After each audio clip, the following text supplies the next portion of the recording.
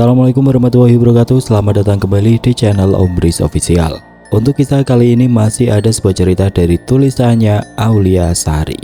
Dan untuk kisah yang akan saya bawakan kali ini, sebuah kisah yang berjudul Susuk Emas Menantu. Sebelum kita lanjut ke ceritanya, tekan dulu tombol like video ini dan jangan lupa tekan juga tombol subscribe channel ini. Nyalakan juga lonceng notifikasinya agar tidak ketinggalan cerita-cerita lainnya. Dan seperti apa untuk kisah kali ini? Langsung saja kita masuk ke ceritanya.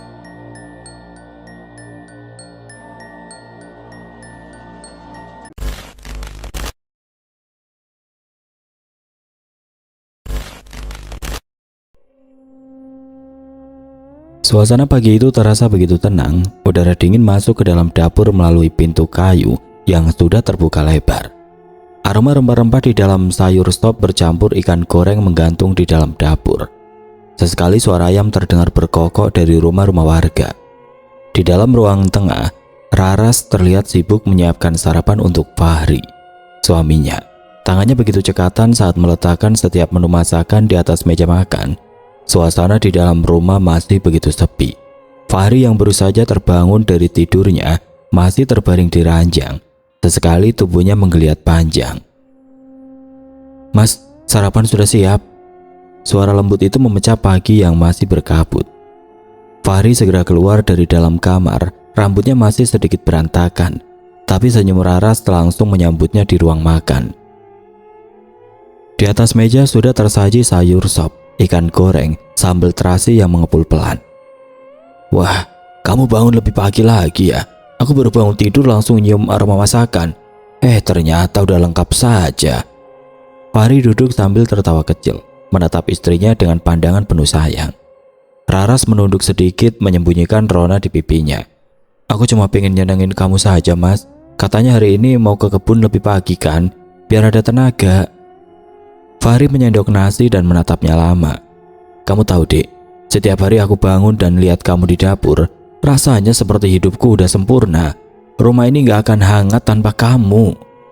Raras tersenyum, matanya bening seperti embun pagi. "Jangan manis-manis gitu, nanti teh kamu kalah manis." Mereka tertawa pelan. Tawa yang terdengar wajar dan tulus, tawa yang menandakan cinta dan kenyamanan. Di luar matahari menembus celah daun mangga di halaman. Suara ayam, riuh anak kecil berangkat sekolah. Semua menyatu jadi irama pagi yang biasa tapi indah. Rumah itu besar, pemberian keluarga Fahri, juragan beras yang disegani di desa Karangjati. Dindingnya masih kokoh, terbuat dari kayu jati tua yang berkilau. Rara selalu menjaga semuanya tetap bersih dan rapi, dari ruang tamu hingga dapur.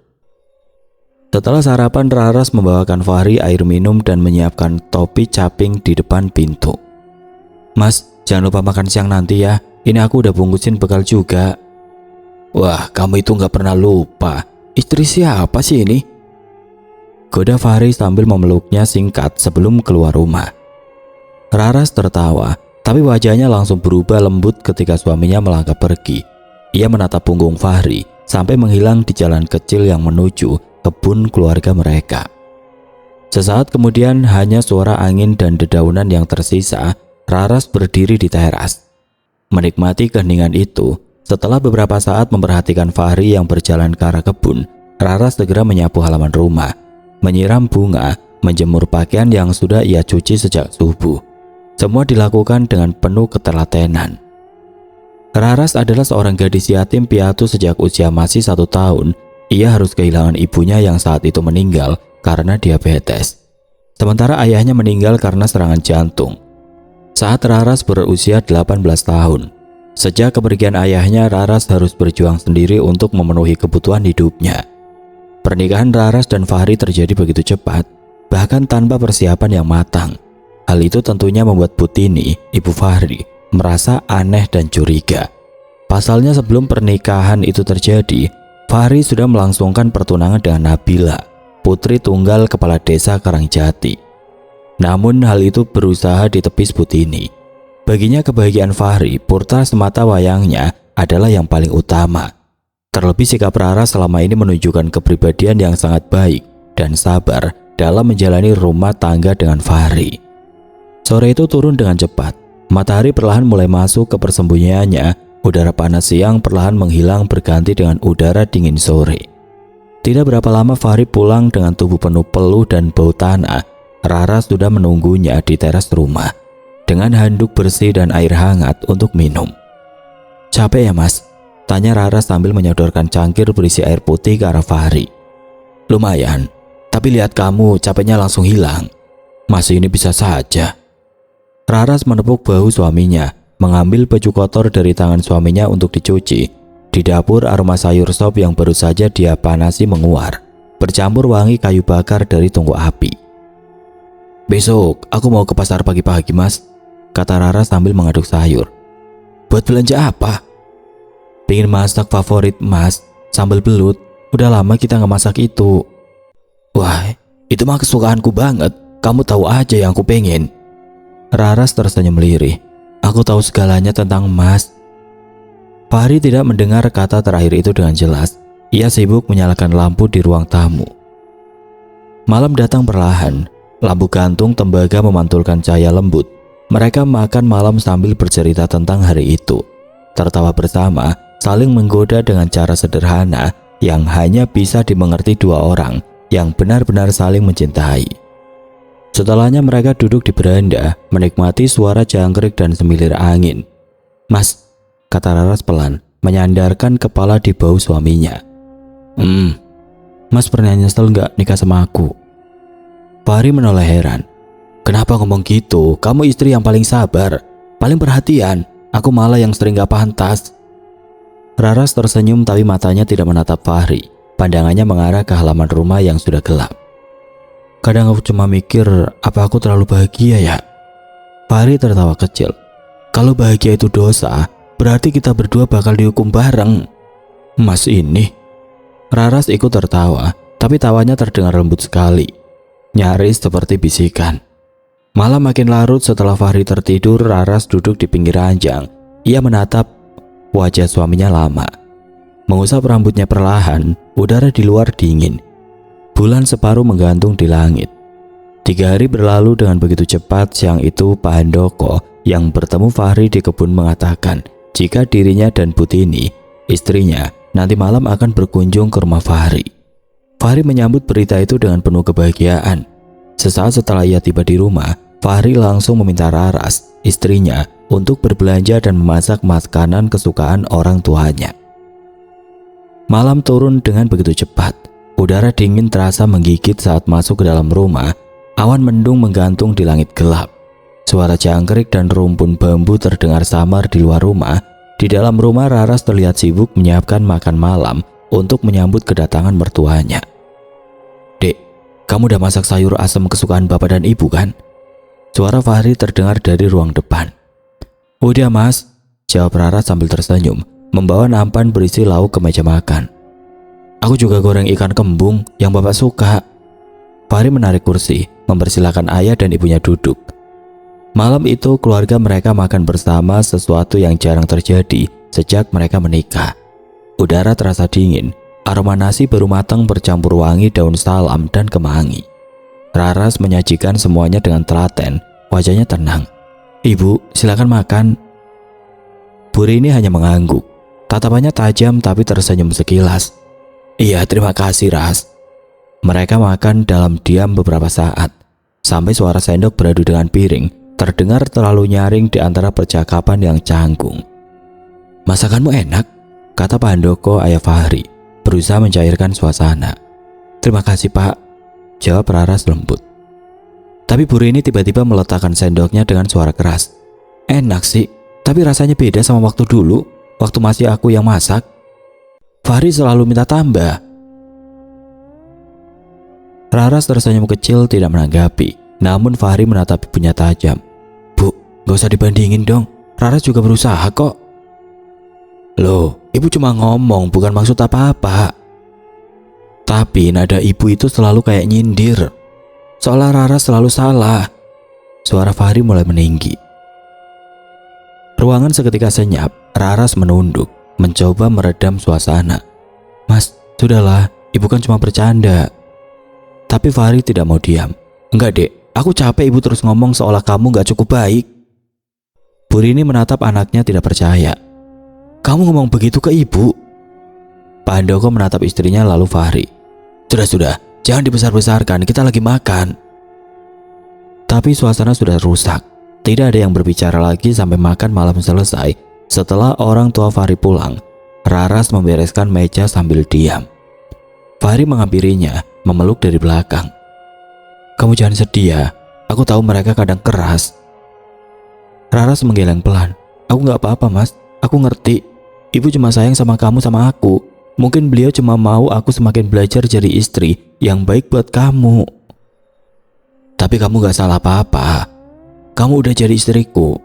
Aku yang milik kamu, mereka harusnya menghormati itu, ujar Fahri dengan nada tegas. Raras menatap suaminya. Bibirnya bergetar kecil antara ingin bicara dan menahan air mata. Mas, jangan marah sama ibu ya. Aku gak mau hubungan kalian rusak gara-gara aku. Fahri mengusap wajah istrinya lembut. Aku cuma pengen kamu tenang. Kamu segalanya buatku. Raras menunduk, hatinya berdesir bahagia, tapi juga sedikit takut. Entah kenapa, setiap kali Fahri bicara seperti itu, matanya terlihat berbeda, terlalu dalam, terlalu yakin, seperti tidak akan pernah membiarkan siapapun memisahkan mereka. Hari-hari berjalan seperti biasa. Raras tetap melakukan aktivitasnya seperti biasa. Bangun pagi, menyiapkan sarapan, menunggu Fahri pulang sore hari. Tapi yang berubah adalah bagaimana Fahri mulai menjaga Raras dengan cara yang terlalu keras. Sore itu Butini datang tanpa kabar.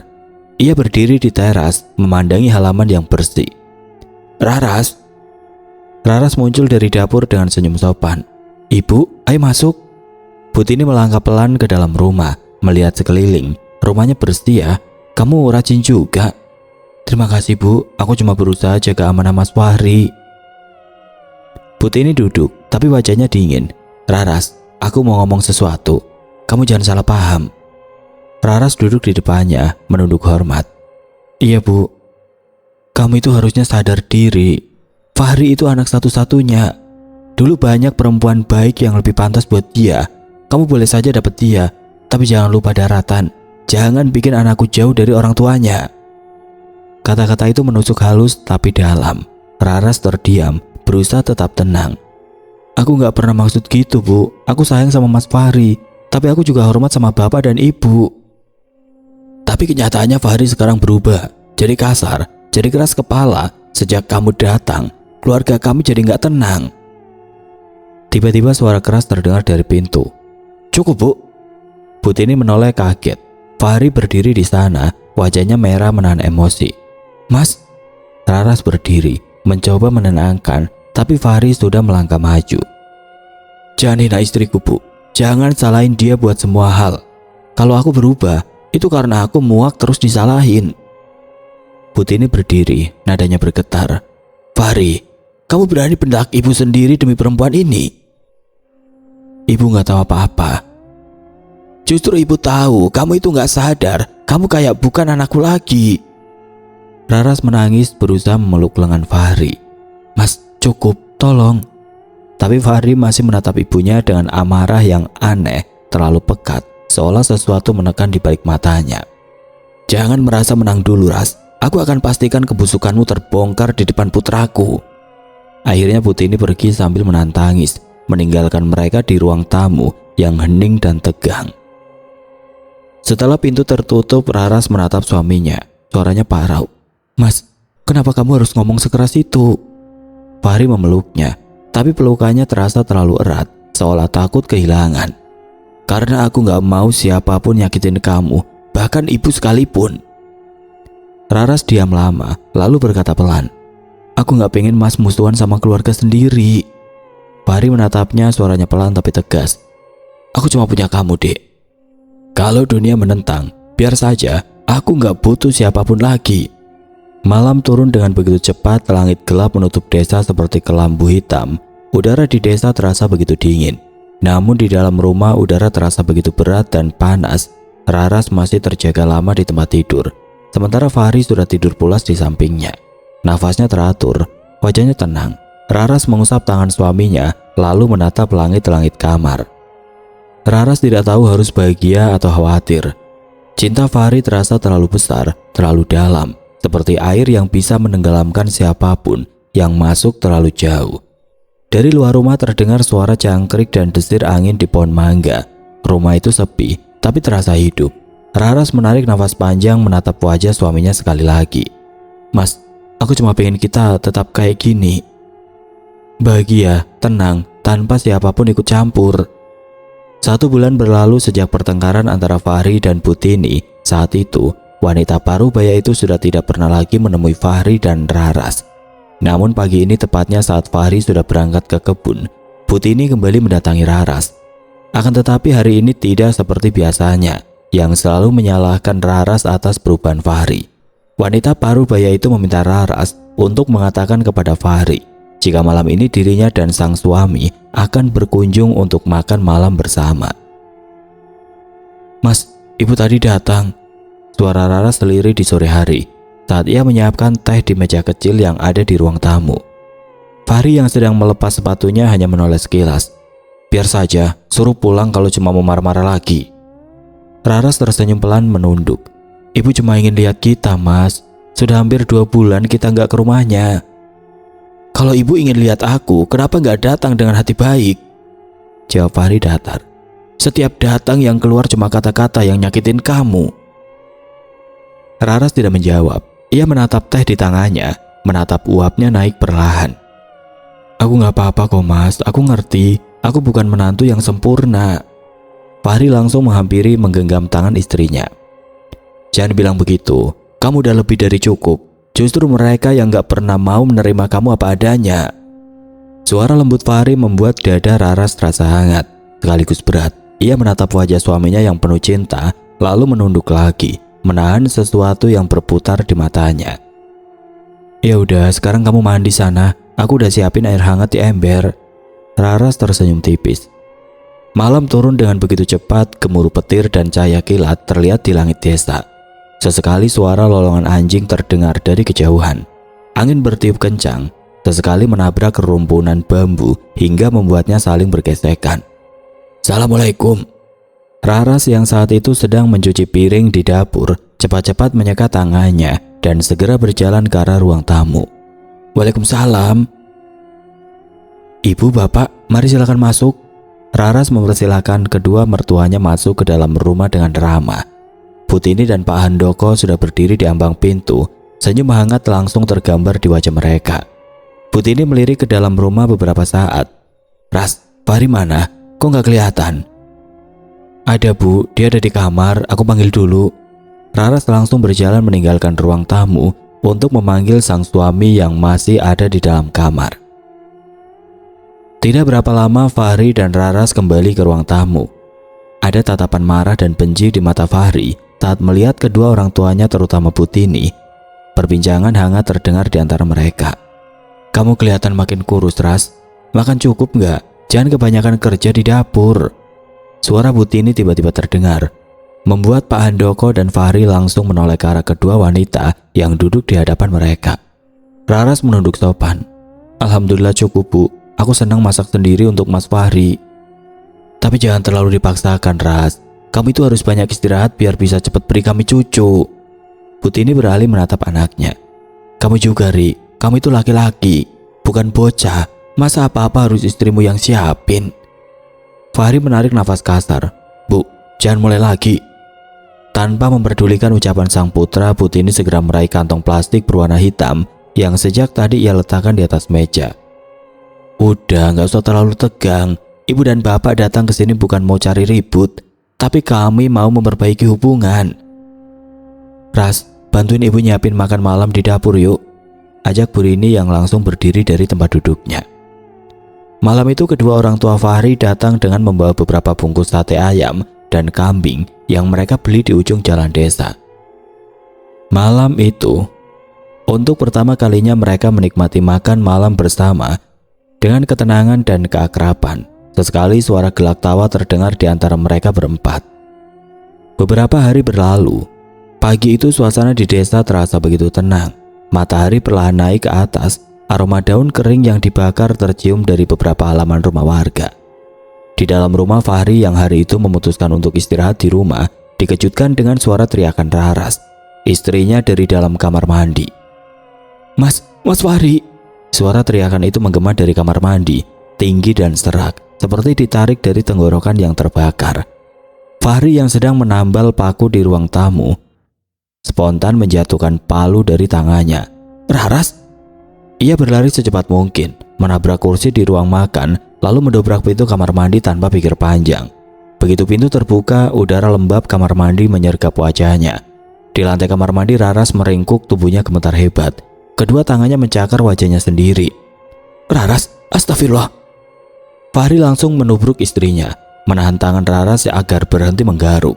"Kamu kenapa, Dek?" Raras menangis tersengal. "Gatel Mas, gatel banget. Tolong aku Mas." Fahri melihat darah menetes di pipi Raras, garis-garis merah yang baru saja dibuat oleh kukunya sendiri. Wajah Raras terlihat bengkak, tapi anehnya tidak ada ruam atau tanda alergi lain. Sudah, jangan digaruk lagi." Fahri memeluknya erat, menahan tubuh istrinya yang masih bergetar. "Ayo, aku bawa kamu ke puskesmas sekarang." Di ruang tunggu puskesmas, suara mesin pendingin berdengung pelan. Fahri duduk gelisah, sementara perawat membawa Raras ke ruang pemeriksaan. Tangannya menggenggam erat kain sarung basah yang tadi ia gunakan untuk menutupi luka di wajah istrinya. Darahnya mulai mengering, tapi dinginnya terasa sampai ke tulang. Pintu terbuka, dokter keluar dengan wajah datar profesional. "Pak Fahri." Fahri langsung berdiri. "Gimana dok, wajah istri saya kenapa?" Dokter menatap catatannya sebentar, lalu berkata pelan, "Kami sudah periksa semuanya, tidak ada luka dalam, tidak ada tanda alergi, infeksi atau penyakit kulit." "Lalu kenapa dia bisa gatal sampai berdarah begitu?" "Kalau dari medis tidak ada sebabnya Pak, mungkin stres atau psikomatis. Coba perbanyak istirahat, jangan terlalu banyak pikiran." Fahri mengernyit tidak puas. "Raras itu gak stres dok, dia cuma di rumah, gak pernah ngeluh apa-apa." Dokter tersenyum kaku. "Kalau begitu istirahatkan saja di rumah, luka-lukanya saya kasih salep." Malam itu di rumah, Raras duduk di tepi ranjang. Wajahnya dibalut kain kasa tipis. Fahri duduk di depannya masih tampak cemas. "Sakit, cuma perih sedikit." Raras tersenyum lemah. "Maaf ya Mas, bikin panik." Fahri menggeleng. "Kamu jangan minta maaf, aku cuma takut. Kamu tadi kayak orang kesakitan banget." Raras menunduk memainkan ujung kain kasanya. "Tadi itu aneh Mas, awalnya cuma gatal sedikit di pipi, lama-lama kayak ada sesuatu yang jalan di bawah kulitku. Sumpah Mas, aku bisa ngerasa kayak ada sesuatu yang muter di wajahku." Fahri memegangi tangannya. "Sudah dek, jangan mikir aneh-aneh, besok kamu juga sembuh, sekarang diminum dulu ya obatnya." Raras terdiam, suasana kamar mendadak hening. Hanya suara detak jantung mereka dan jam dinding yang terdengar samar. Matahari siang masuk ke dalam rumah melalui jendela kayu yang masih terbuka. Hari berlalu dengan begitu cepat. Pagi itu Fahri bangun lebih cepat dari biasanya. Ia melihat Raras masih tertidur, wajahnya tenang di balik perban. Sore itu orang tua Fahri datang untuk menjenguk Raras. Mereka membawa buah tangan. "Raras, sakit ya?" tanya Putini begitu sampai di ruang tamu. "Iya Bu, cuma luka kecil," jawab Fahri sopan. Putini menatap Fahri lama. "Luka kecil? Apa maksudmu?" Fahri menceritakan kejadian yang terjadi kepada Raras pagi itu. Wanita itu tiba-tiba merasakan gatal yang luar biasa di wajahnya. Tangannya terus menggaruk seluruh wajahnya, hingga menimbulkan luka parah yang akhirnya membuat Raras terpaksa harus diperban. "Astagfirullahaladzim." Suara Putini terdengar pelan. Tangannya menutup mulutnya. "Lalu di mana Raras sekarang?" "Dia ada di kamar Bu." Tanpa menunggu dipersilakan, Putini segera berlari ke arah kamar Fahri dan Raras. Matanya melebar saat melihat kondisi menantunya. Raras terbaring lemah, matanya terpejam, wajahnya terlihat begitu tenang. "Ras, ini ibu nak." Suara Putini terdengar. Raras terbangun. "Ibu, maaf ya nggak bisa temuin ibu dan bapak di luar." "Udah nggak apa-apa, kamu istirahat saja, jangan banyak gerak." Putini menoleh ke arah Fahri dengan cepat. "Ri, kamu coba deh bawa Raras ke dokter spesialis kulit yang ada di kota. Jangan hanya ke puskesmas, peralatan mereka kan nggak canggih." "Ibumu benar." Raras berhak mendapatkan perawatan yang terbaik. Pak Handoko memegang pundak Fahri. Fahri tidak menjawab, ia hanya mengangguk pelan. Iya Pak, Bu, besok aku akan bawa Raras ke rumah sakit yang ada di kota.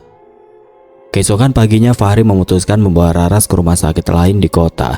Namun hasilnya tetap sama, tidak ada kelainan. Semua dokter hanya berkata hal yang sama, kulitnya bersih, luka dangkal, tidak berbahaya. Dalam perjalanan pulang, Raras bersandar di bahu Fahri. Mas, capek ya? Enggak, aku cuma bingung, Dek. Bingung kenapa? Kenapa nggak ada yang tahu kamu kenapa? Padahal aku lihat sendiri kamu kesakitan. Raras mengelus tangan suaminya. Mungkin aku cuma butuh kamu terus di sampingku, Mas. Fahri tersenyum tipis. Selalu, aku nggak akan ninggalin kamu. Mobil berhenti di depan rumah saat senja mulai turun. Warna langit jingga memantul di dinding rumah mereka. Raras turun lebih dulu, membuka pagar perlahan. Sejak 1 minggu terakhir, kondisi Raras memburuk drastis. Luka yang tadinya kecil kini melebar di pipi, lengan, dan punggung. Kulitnya memerah, bersisik, dan berbau busuk. Tubuhnya semakin melemah. Mas, kok kayaknya luka ini semakin banyak ya? Tubuh sama wajahku juga kayak makin gatal banget. Raras menggaruk wajah dan tubuhnya dengan kuat. Kuku-kuku panjangnya menancap di kulit, membuat luka sayatan baru. Fahri terlihat panik. Ia berusaha menahan tangan sang istri yang masih berusaha merobek wajahnya. Udah Dek, jangan. Nanti lukanya makin banyak dan lebar. Aku gak betah, Mas. Wajah dan tubuhku rasanya gatal banget. Raras menangis pelan, terus berusaha menggaruk seluruh tubuh dan wajahnya. Fahri menangis, ia memohon kepada sang istri. Aku mohon Dek, jangan seperti ini. Kalau terus kamu garuk luka itu semakin melebar. Gini aja, gimana kalau sekarang kita ke rumah sakit yang lain? Aku yakin rumah sakit kemarin pasti salah. Lanjut Fahri, ia masih terus menahan tangan Raras agar tidak melukai tubuhnya.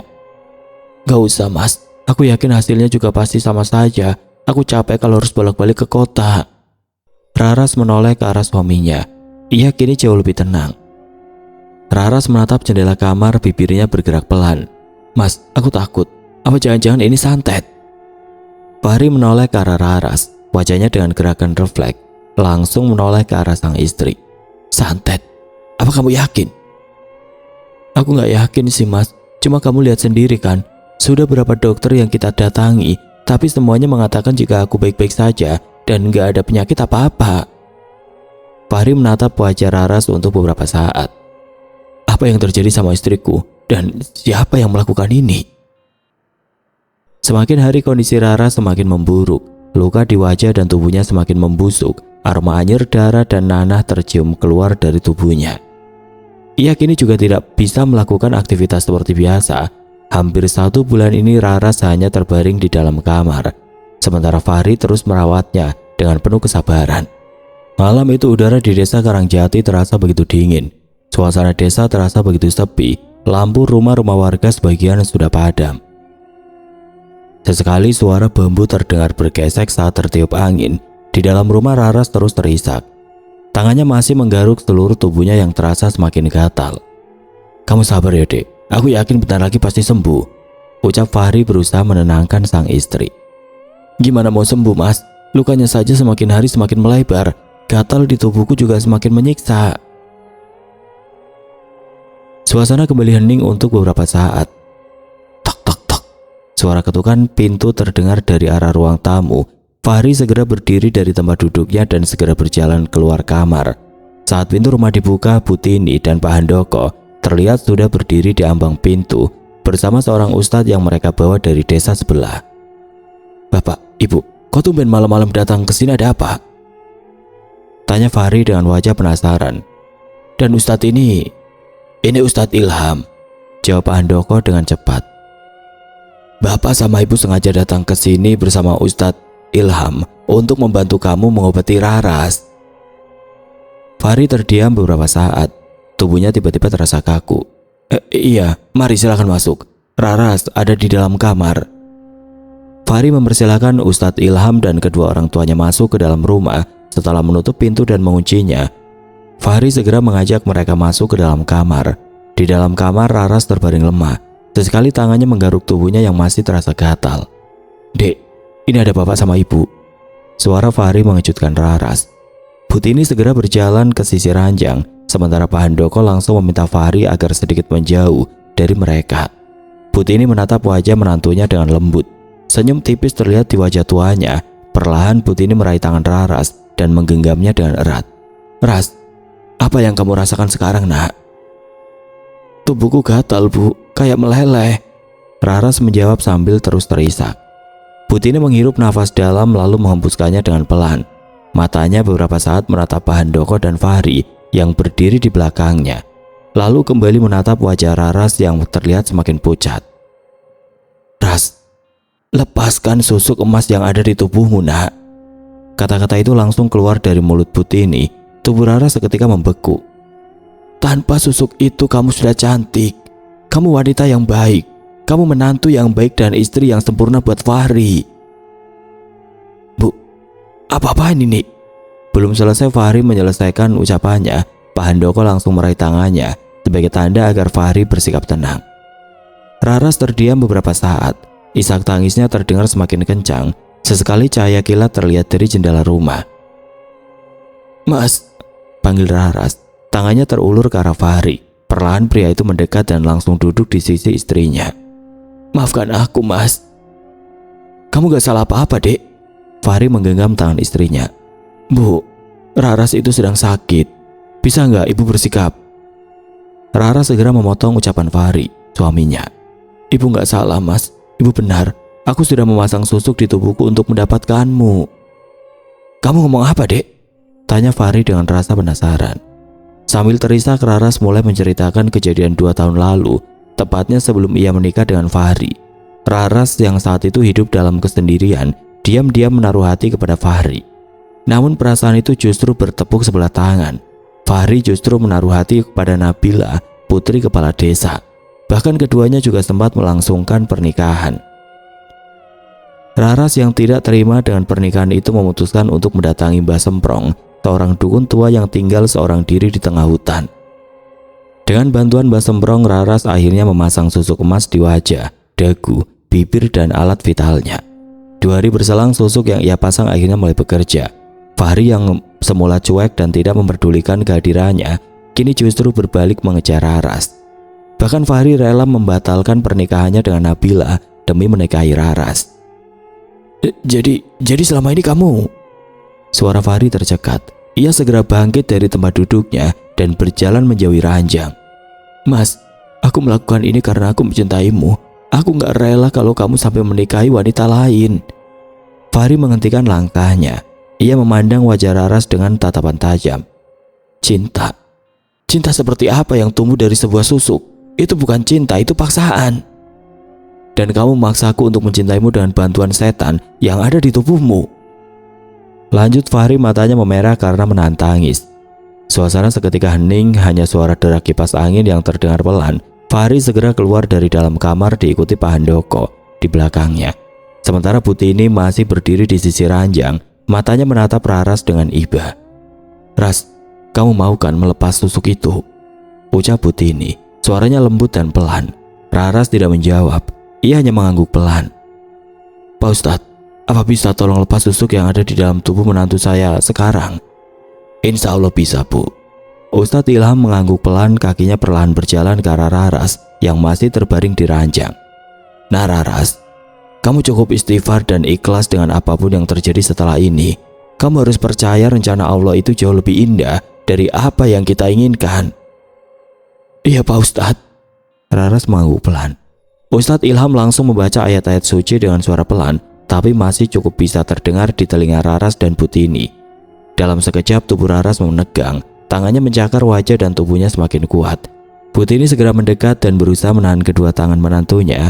Air mata seketika jatuh dari kedua matanya. "Sakit, sakit!" teriakan Raras terdengar nyaring memecah kesunyian malam. Di luar rumah, Fahri yang sejak tadi merasakan sakit hati atas kebohongan sang istri langsung berlari ke arah kamar. Mata Fahri langsung melebar melihat kondisi Raras yang terus merontak. "Fahri, bantu ibu, Nak." Butini menoleh ke arah Fahri dan langsung dijawab anggukan oleh sang putra. Ustadz Ilham terus membaca ayat-ayat suci Al-Quran. 30 menit berlalu, teriakan panjang keluar dari mulut Raras bersamaan keluarnya beberapa biji emas kecil dari tubuhnya. Dalam sekejap tubuh Raras selimbung, matanya terpejam, nafasnya teratur. "Ustadz, ini apa?" tanya Fahri sambil meraih sebutir emas kecil yang ada di sisi Raras. "Alhamdulillah, semua susuknya sudah keluar. Kita hanya tinggal menunggu kondisinya pulih dalam beberapa hari lagi," jawab Ustadz Ilham. Tangannya mengusap keringat yang membasahi keningnya dengan sapu tangan kecil. Malam itu untuk pertama kalinya Raras akhirnya bisa tertidur dengan pulas tanpa merasakan sakit dan gatal yang hampir 2 minggu ia rasakan selama ini. Keesokan harinya Raras terbangun dengan tubuh yang sangat lemah. Butini dan Pak Handoko memutuskan untuk tinggal sementara waktu di rumah Fahri. Paling tidak sampai kondisi Raras pulih dan bisa kembali beraktivitas seperti biasa.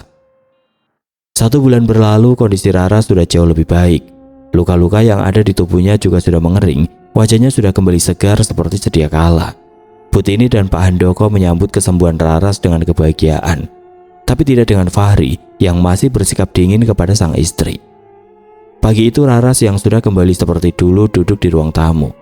Tangannya meremas ujung bajunya sampai kusut. Butini, Pak Handoko dan Fahri duduk di hadapannya. "Bapak, Ibu, Mas Fahri, terima kasih karena selama ini sudah mau menerima kehadiranku di rumah ini," ucap Raras, suaranya pelan dan terdengar bergetar. "Aku mau minta izin pamit. Aku sadar jika kesalahanku cukup besar di keluarga ini." "Pamit?" ulang Butini. Wajahnya terlihat terkejut. "Ras, Ibu membuka semuanya bukan berarti Ibu mau merusak rumah tangga kalian. Ibu hanya ingin kamu menjadi menantu apa adanya, istri yang dicintai Fahri, tulus, bukan karena susuk." "Raras tahu, Bu, cuma..." "Fahri, apa kamu benar-benar mau berpisah dari Raras?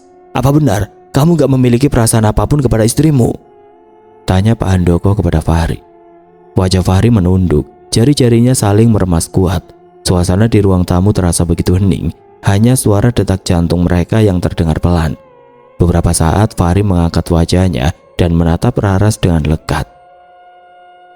"Perasaanku untukmu sudah hilang bersamaan dengan terbongkarnya kebohonganmu malam itu. Tapi aku akan mencoba membangunnya kembali." Suara Fahri bergetar, air mata sudah mengenang di kedua matanya. "Kita mulai semua dari awal. Aku akan berusaha menjadi suami yang baik untukmu. Aku tahu kamu wanita baik. Kamu hanya tersesat dalam ambisi dan kesepianmu," lanjut Fahri pelan. "Kamu yakin, Mas?" tanya Raras seolah memastikan apa yang didengarnya baru saja. Fahri mengangguk pelan. "Iya Raras, aku masih mau menerima kamu menjadi istriku." Sejak pagi itu hubungan antara Raras dan Fahri kembali harmonis. Bahkan di setiap kesempatan, Fahri selalu menyempatkan diri untuk mengajak istrinya untuk jalan-jalan ke kota. Kebahagiaan mereka semakin terasa saat Raras dinyatakan hamil. Kehamilan Raras tidak hanya membuat Fahri bahagia, namun juga disambut hangat oleh orang tua Fahri. Oke teman-teman, sekian untuk kisah kali ini. Bagaimana menurut kalian tentang kisah ini? Tulis komentar kalian di kolom komentar. Dan buat teman-teman yang baru bergabung, jangan lupa untuk like, komen, share, serta subscribe channel ini. Dan jangan lupa nyalakan juga lonceng notifikasinya agar tidak ketinggalan cerita-cerita lainnya. Dan akhir kata, wassalamualaikum warahmatullahi wabarakatuh.